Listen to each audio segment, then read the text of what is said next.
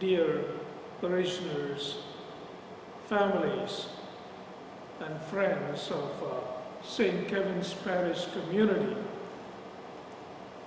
I am happy to connect with you through this video message as we enter the 5th week of Lent. And I really hope that you and your families are well and safe. As I stand behind this altar, I think of you all. And every day, Father Jim, Father Sunil, and I celebrate the Eucharist, and we remember you and your loved ones in our prayers. No doubt, we are living through some very difficult days as individuals, as families, as communities, and as a society. The whole world is affected by this Covid-19 pandemic. The whole world is in turmoil because of this pandemic. So many people's lives and livelihoods are affected because of this pandemic. Forget about my life. Many elderly parishioners tell me that they have never seen anything like this in their lifetime. Last Friday, I had a small funeral service for a 50-year-old wonderful woman who died suddenly.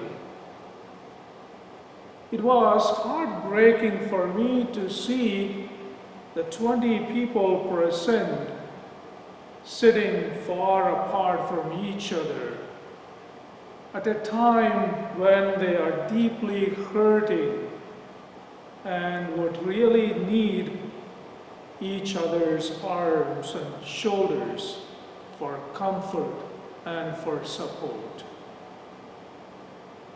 I know that many of us are disappointed that we are not able to gather with our families and friends because of government restrictions.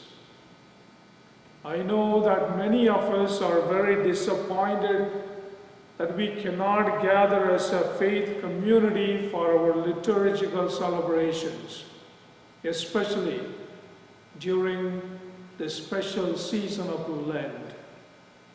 And I know that many of us are worried and anxious about our family's future financial stability. As grim and gloomy as the situation around us might be, I tell you, this is no time for us to despair. This is not a time for us to be discouraged, for we are people of faith. We are people of hope. What we are faced with is a temporary time of darkness, and this darkness will be overcome by the light of God. For our faith clearly tells us that our God is stronger than any pandemic.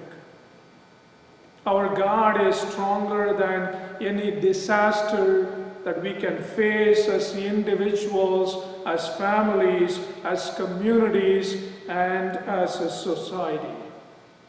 So let us hang in there. Let us hope. Let us have faith.